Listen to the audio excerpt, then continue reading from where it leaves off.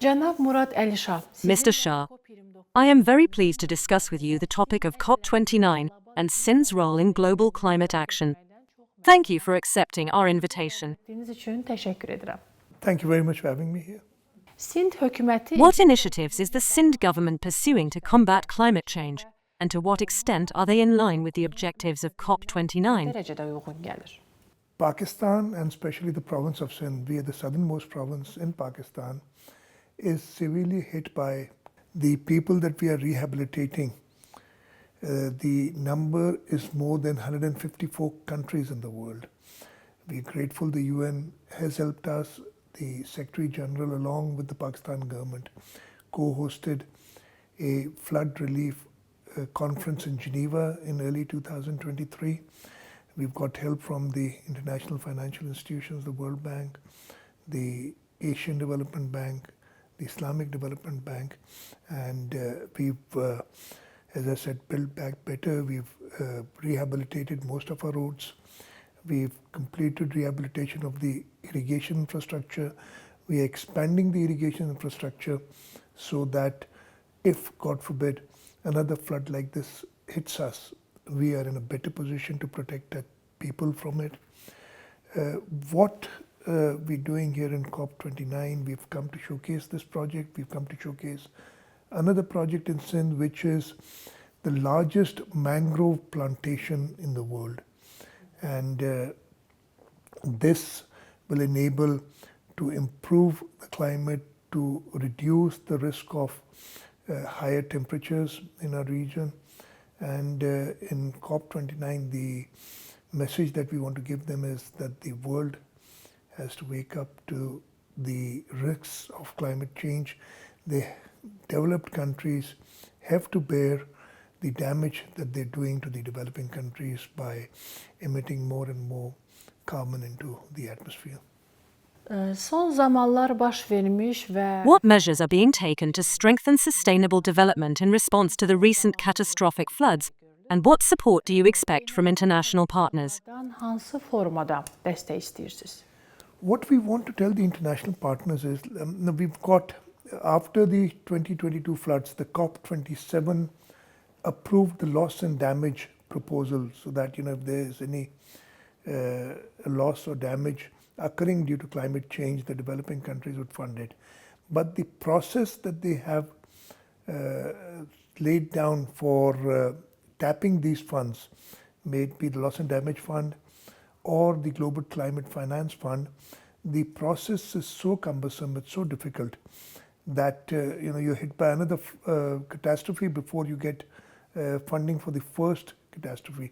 So our request from the international community, from the organizers of COP, would be to streamline the funding of flood disasters, to make it easy for countries like Pakistan and other countries which are hit by climate disasters.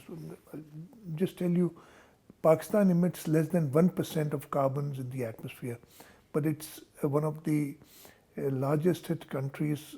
It is one of the largest countries at risk because of climate change. What steps is Sindh taking to transition to renewable energy, and how do you assess the role of international cooperation in the energy transition process?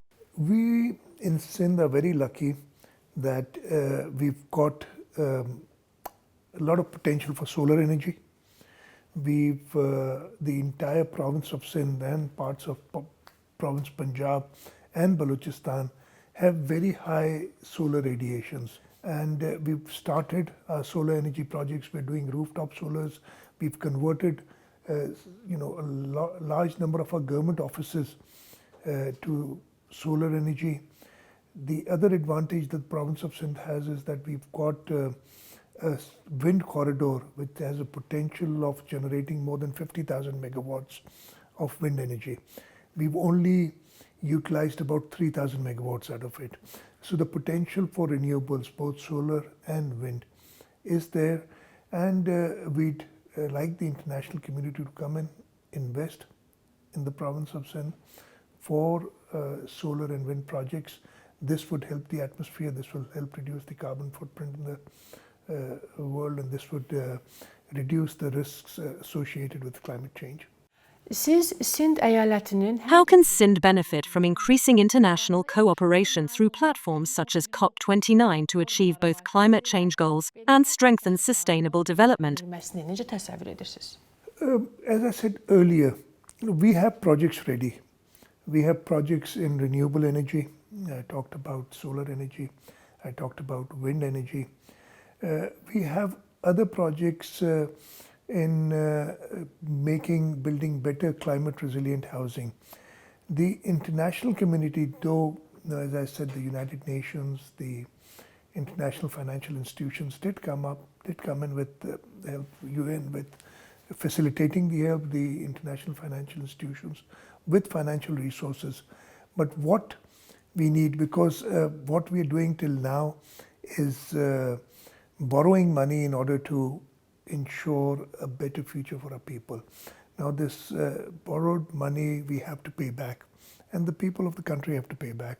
So the international community, as I said earlier, through the Loss and Damage Fund and through other climate funds, have to help countries like Pakistan, because as I said, the climate risks do not look at borders.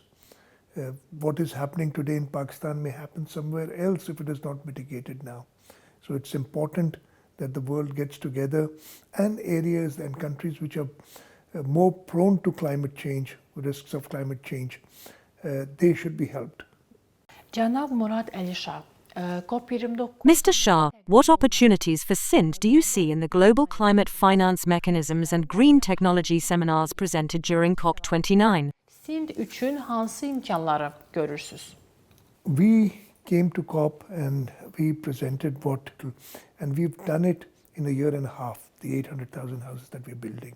By the time COP30 comes, I'm very confident that we would have completed more than 80% of the housing. So we've done something very quickly by getting international partners in, by getting the best accounting firms to work with us, by making partnerships with non-governmental organizations in Pakistan.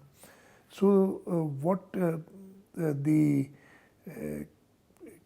COP, international community in the COP should do is learn from the experience that the Sindh province has done for the housing for flood affectees, and streamline its procedures so that they can also help other countries, apart from helping Pakistan, but other countries also need these financing. We are showcasing a project and showing it to other countries how we've been able to do it in such quick time. So we're hoping that we can use the experience that we've had to help other countries. Değerli fikirleriniz için Thank you for the interesting conversation. We hope to witness Sindh's contribution to combating climate change and strengthening sustainable development. şahit olacağıq.